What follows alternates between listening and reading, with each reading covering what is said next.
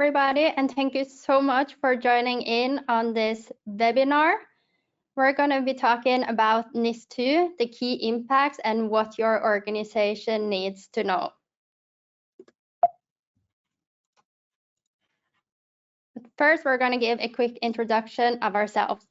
My name is Evita Sivertsen. I work as COO at Gritera Security.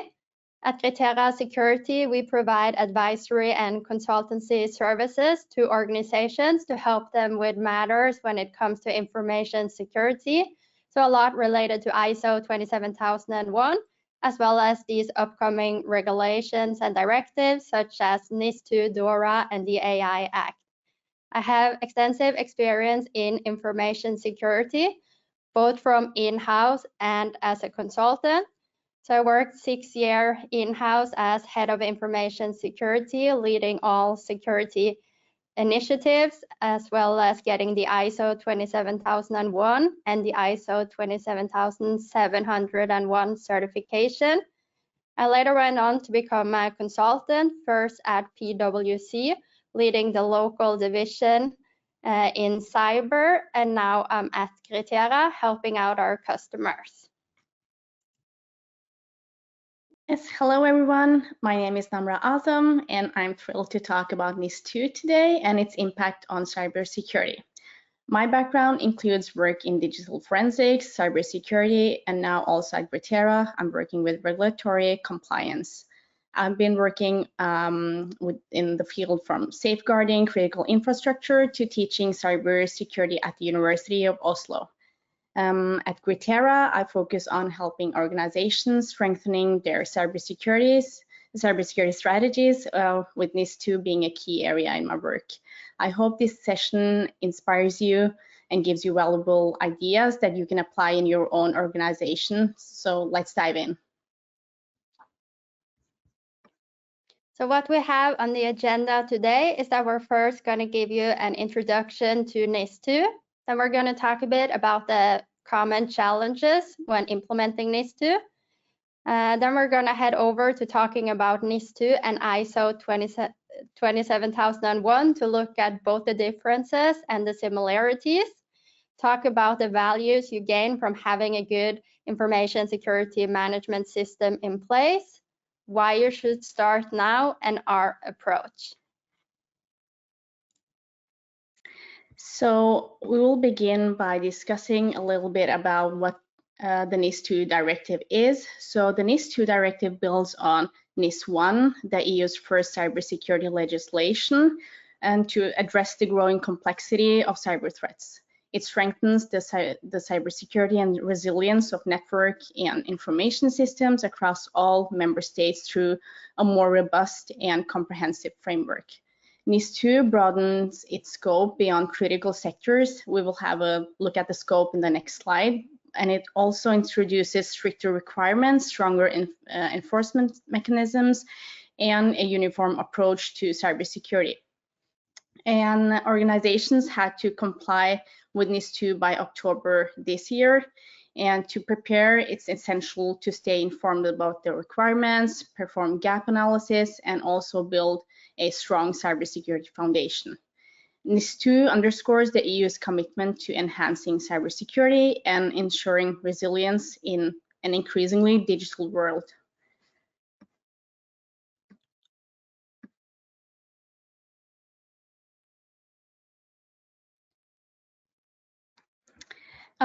So over to the scope of NIS2, essential sectors like energy, healthcare, digital infrastructure, and transport are critical to society's functioning, with disruptions having immediate and severe consequences. Important sectors, including postal services, food productions, and manufacturing, may not seem as critical at first glance, but play a vital role in the broader economy.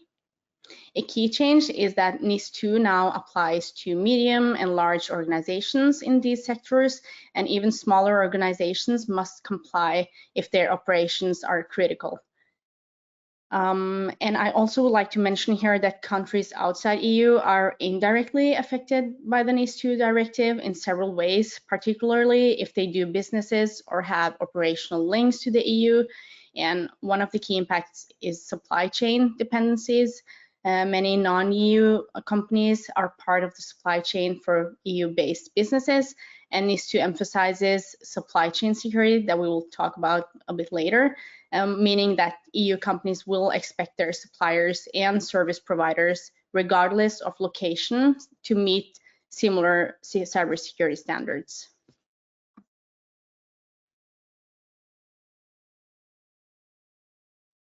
So over to key requirements of NIS2. While we don't have time to cover every detail, I'll try to provide an overview of the main areas organizations need to focus on. So the first one here is risk management measures. Organizations must implement comprehensive policies covering risk analysis, incident handling, business continuity, and security of their systems. This includes adopting practices like vulnerability management, encryption, and multi-factor authentication.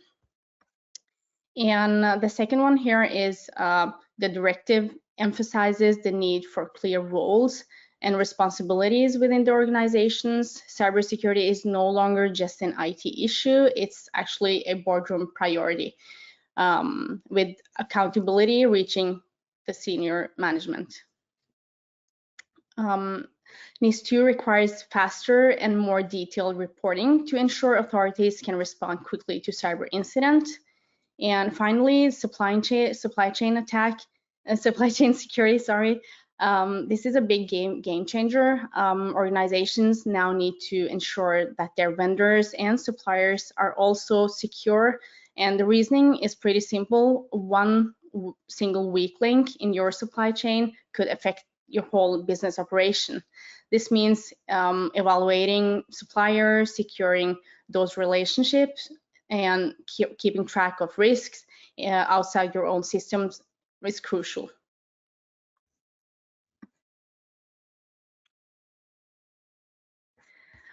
So on the paper, NIS2 might look pretty simple and easy, but there are some implementation challenges to it. So governance challenges. One of the biggest hurdles organizations face is defining roles and responsibilities for cybersecurity. And under NIS2, this becomes even more critical as accountability extends to the senior management and boards. And many organizations might struggle to adapt, especially if they're previously treated cybersecurity as a purely an IT issue. And then over to resource demands. Compliance with NIS2 requires both financial and human resources. And for many organizations, this is a significant challenge as they may lack the expertise or budget to implement necessary measures, hiring skilled professionals, investing in technology, and maintaining compliance over time all add to a certain pressure, especially for small organizations. And then supply chain risks. NIS2, as I mentioned, emphasize the importance of securing the entire supply chain. This means organizations must manage their dependencies effectively, ensuring their vendors and suppliers also meet security standards. It's a challenge, but strengthening supply chain security is crucial in such an interconnected world that we live in, where the impact of one single breach can cascade across multiple sectors. Another challenge is misaligned compliance. Requirements due to overlapping regulations such as GDPR, DORA, or other sector-specific laws. Ensuring compliance without duplicating efforts can be confusing and even resource intensive. So yeah, a key takeaway here is organizations must align their compliance strategies to address multiple frameworks efficiently while avoiding unnecessary duplications. And Gry will actually talk a little bit about this, how how organizations can overcome this challenge with tools and techniques later in this session.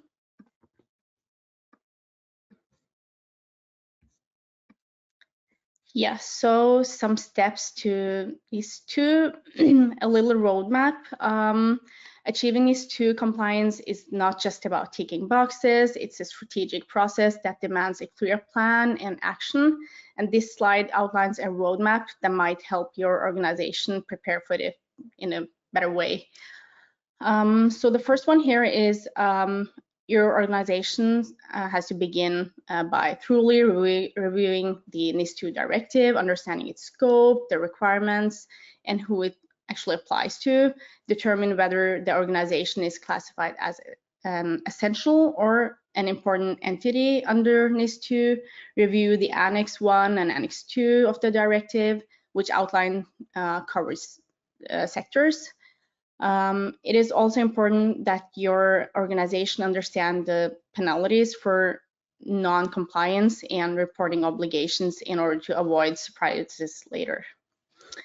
Establishing a compliance team and setting up a governance structure is really important.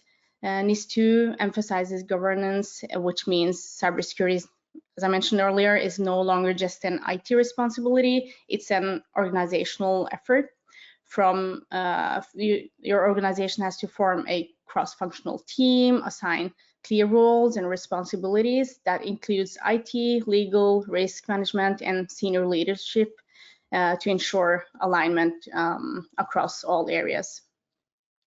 Conducting a gap analysis is also crucial, evaluating your current cybersecurity posture to identify gaps relative to NIS2 requirements, mapping out critical systems, services, and assets, and mapping out their dependencies and vulnerabilities. Yeah, and the next step here is developing a cybersecurity strategy that aligns with your business goals, supported by a governance framework that defines clear roles and responsibilities. Yeah, so you have to create an implementation roadmap outlining key milestones and deadlines. The second last step here is strengthening technical and organizational measures. This includes encryption, access controls, and robust incident response mechanisms. Upgrade your outdated systems and implement your robust security controls, basically. It's also important that the organization conducts regular penetration testing and vulnerability scans in order to be sure that their technical and organizational measurements are strong enough. Yeah, and addressing supply chain security, verify that the third-party vendors and suppliers are in compliance and have a strong security posture. This can be done by monitoring supply chain risk continuously. And finally, test and review and improve. Compliance isn't just a one and done task. It requires ongoing adoption. So I hope these steps help you, your organization, in achieving compliance. So now we're going to head over to talk a bit about NIS2 and ISO 27001, looking at both the similarities and the differences, and why ISO 27001 can be a really good guide to help organizations comply with the NIS2 requirements.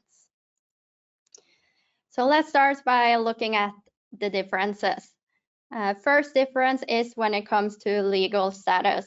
So as Namrah has explained, NIS2 is a directive, and for some organizations, they're going to be legally obligated to comply with the requirements as specified in the directive. ISO 27001, on the other hand, being an international standard for best practice when it comes to information security, is a completely voluntary standard for organizations to implement or comply with. However, many organizations are experiencing requirements in order to provide services to have a certification in place. Next difference is when it comes to scope. So as Namrah explained, NIS2 is scoped to target specific sectors that will be obligated to comply with the directive. ISO 27001, on the other hand, is a standard that is tailored to fit any type of organization, regardless of sector and also regardless of size. Another difference is when it comes to certification. So with NIS2 being a directive, there's no way of getting a certification or a stamp of approval that you're actually complying with the requirements as specified in the directive. With ISO 27001, on the other hand, it is possible to get an authorized third party to come in and perform an audit, and upon being able to show compliance and evidence that you're operating in accordance with the standard, you can be granted with a certification.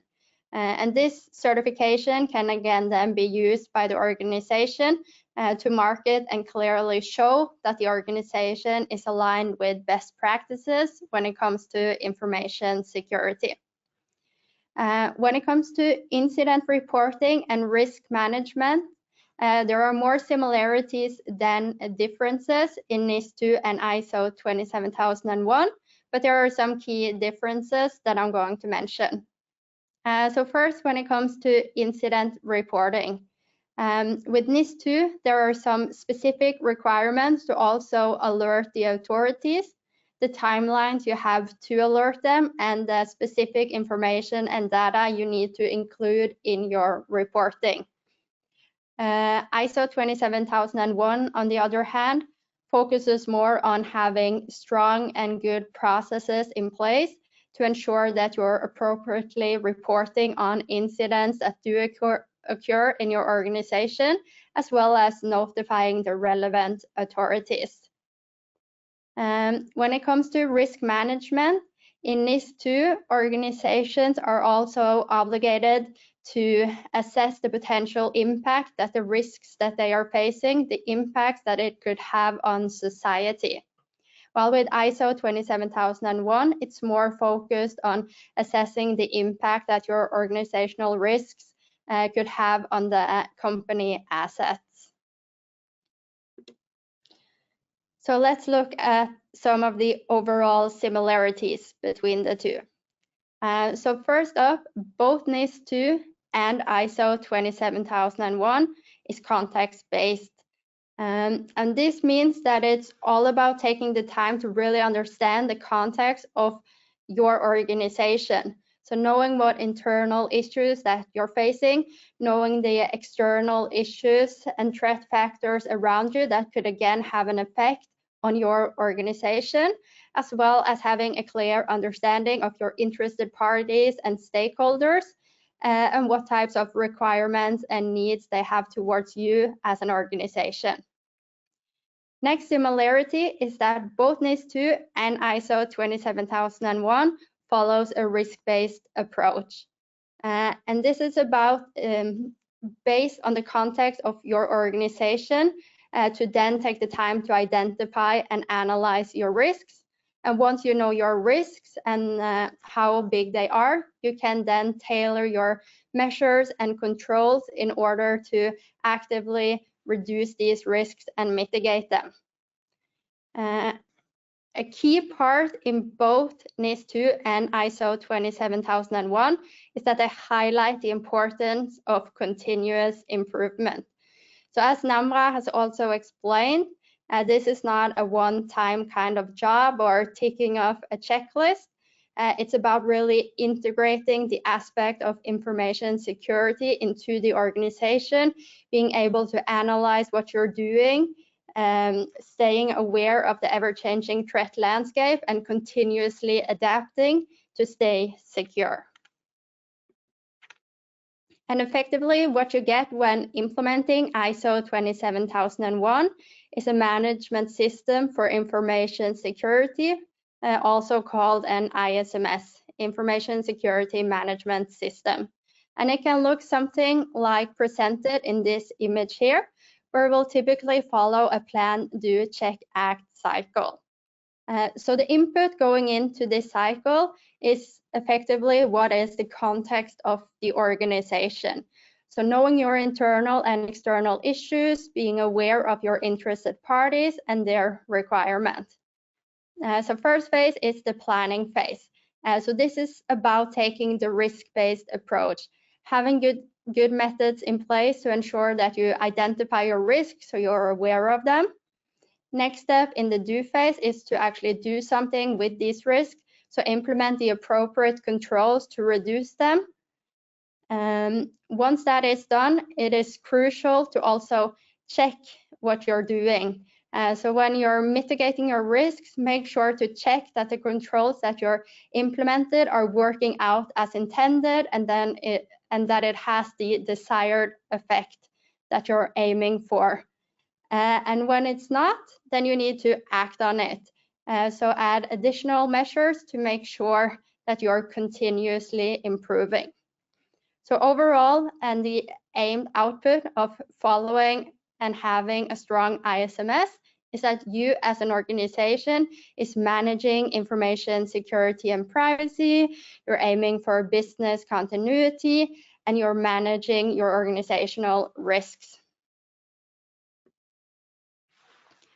So to sum it up and put it in a bit simpler terms, NIS2, the directive, will tell you what you are required to do, while ISO 27001 will provide you with the tools and the processes that you're going to need in order to meet these requirements and especially ensure the continuous improvement. And there is a lot of values that organizations can gain from having a strong ISMS in place. First up, it's the value of trust. So having a strong ISMS in place will help you build confidence with your customers, your partners, your investor, by you being able to demonstrate that security actually is a top priority within your organization. Next value you can get by having a strong ISMS is a competitive advantage. So having an ISMS in place can help differentiate you, and especially in markets where privacy and security matter the most.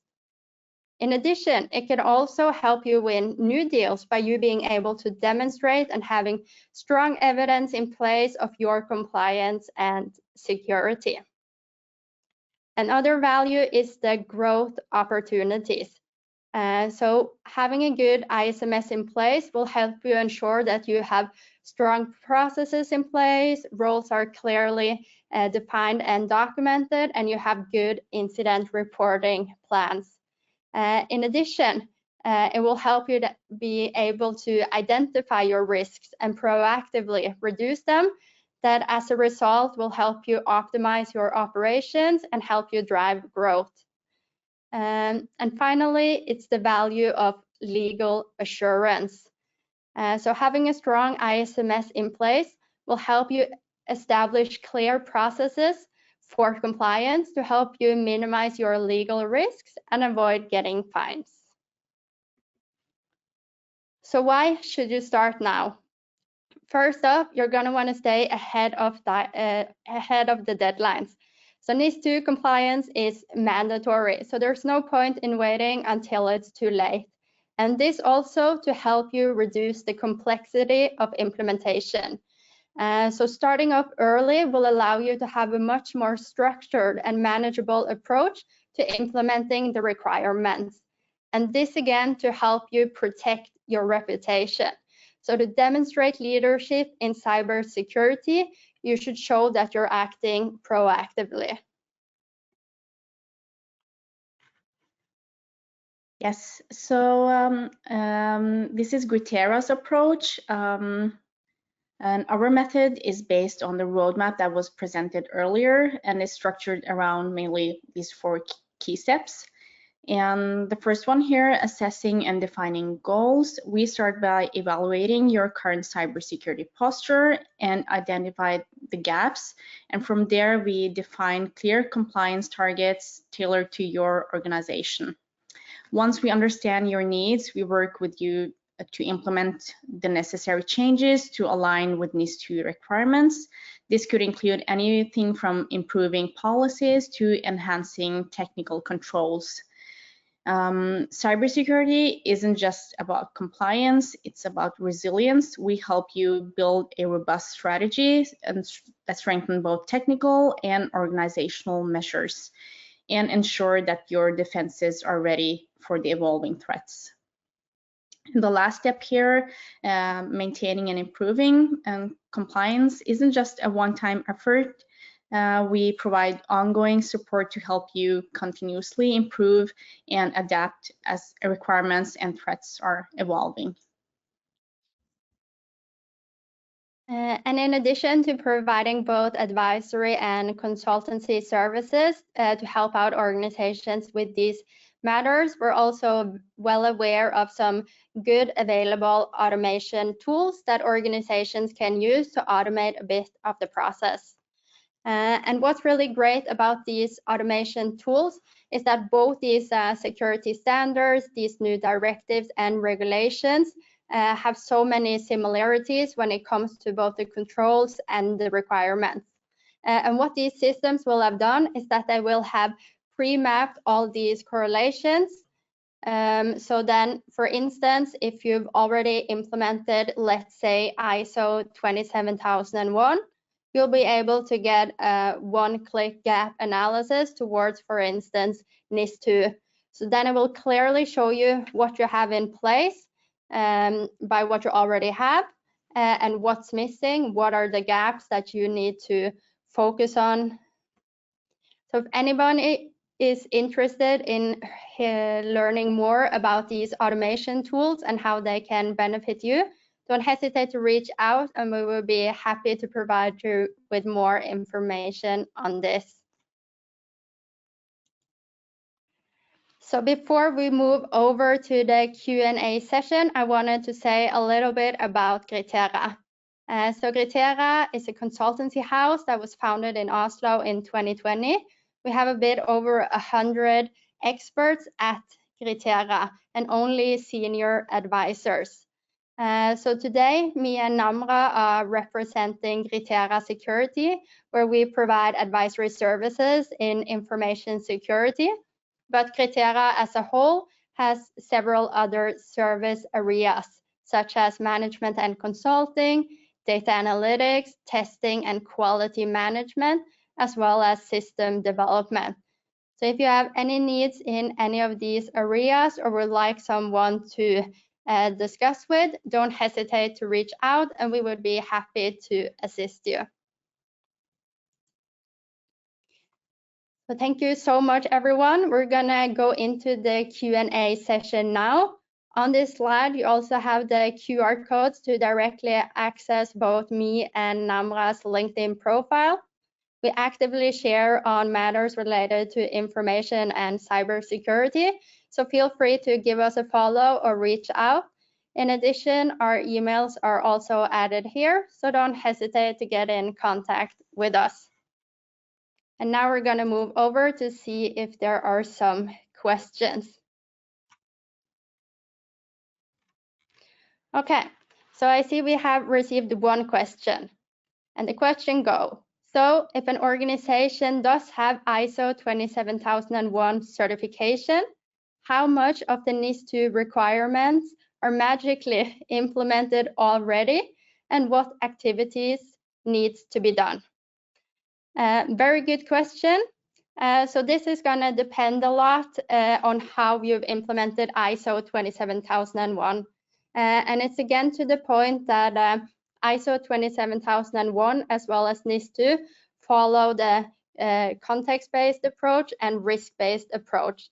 So it depends to what extent and what level you have gone to implement the controls of ISO within your organization. But definitely it's gonna help you reduce the workload And some of the requirements in ISO are mandatory, specifically the parts related to having a strong management system in place and following this plan, do, check, act cycle. So the parts of getting the continuity to your work, following the risk-based approach, and understanding your context, that's going to be covered, while some minor details may depend.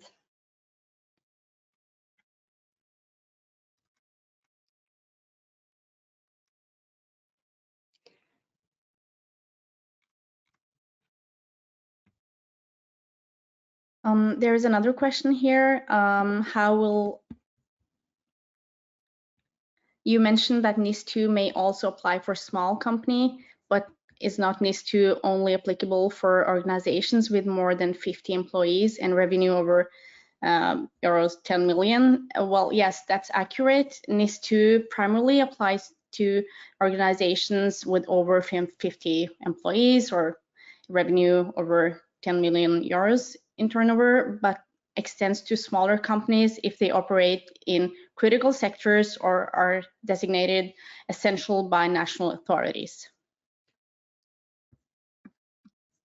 We also have another question. Can you give some examples of automation tools and how to use? So there are several automation tools out there. We've done research and found some of the ones that we actively use with our customers that we think are really good. So this is more a case-by-case question about understanding what type of organization you are to be able to provide you with the best advice as to what tools could be of benefit to you. So to the one asking the question, don't hesitate to reach out and we could elaborate further on that.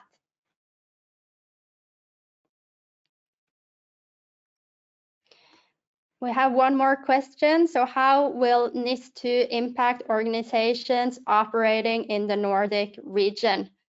It's going to have an impact that information and cybersecurity is becoming a higher and higher priority on the agenda, also for management teams and board of directors, having them needing to be involved.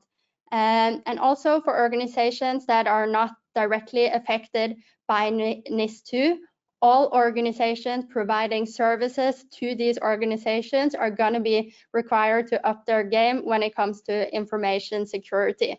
So for instance, with ISO 27001, there's an increasing trends in organizations going for the certification in order to be able to show their compliance.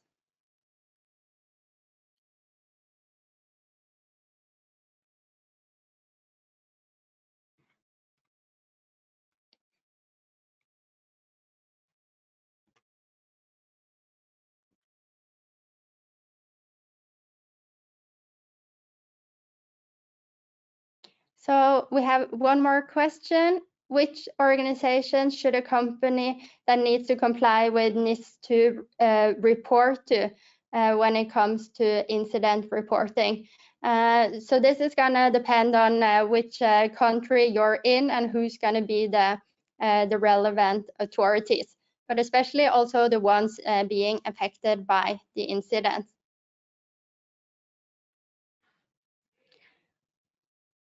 We have one more question. Do the automation tools that you've tested search for compliance issues at the technical level? Yes, some of them definitely do. So some of them have a lot of integration towards other and common tools where a lot of the work can be automated. For instance, we've talked a lot about the third-party supply chain needs. And here, some of the tools have great functionality to also help you automate some parts of these processes.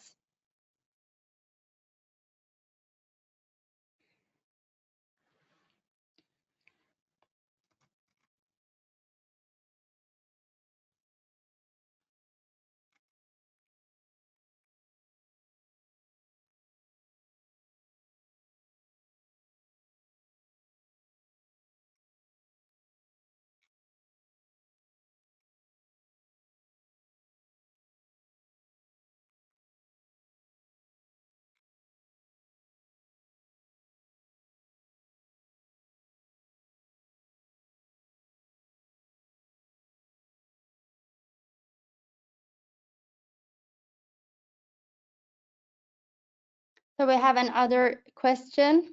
As a project manager, how can I support clients in aligning with NIS2 compliant? Is the only route via ISO? No, the only route is not via ISO. However, it can be a great standard to use to help you better understand how you can really integrate this into your processes and routines. But in order to align with NIS2 compliance, it is to get an understanding of the requirements as specified in the directive and making sure that the organization is meeting these requirements. And to operate it effectively and get that continuous improvement, you're gonna need to have a good management system in place. It does not have to be clearly based on ISO 27001. However, it can be good to use this standard as it's one globally recognized as being the best practice when it comes to information security. And also due to the fact that following ISO 27001, your organization is able to be granted with a certification. So this way you also have some clear evidence to use towards your customers or partners that you as an organization is operating in accordance with best practice when it comes to information security.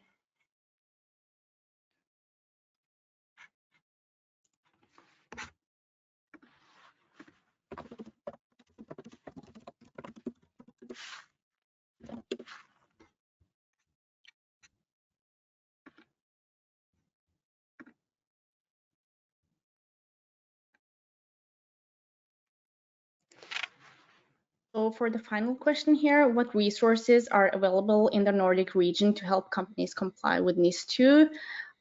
It actually depends on which country we're talking about, but I think the national cybersecurity authorities could be a great resource or help, such as in Norway, we have NSM. They offer guidance on implementing NIS2 requirements, and I think the same applies to the other countries.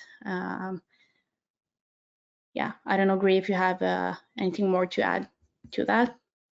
No, I think that's a great advice, and it could also be a good advice to reach out to some consultancy houses who will make sure to get the appropriate training within this matter, helping other organizations with the same challenges that you are probably meeting within your organization. So that could definitely be a good route to take. Okay, so that's the end of the questions. Thank you so much to everybody who joined us on this webinar. If you have any more questions following this webinar, don't hesitate to reach out to either me or Namrah, and we will be happy to respond on those. So yeah, thank you so much for joining.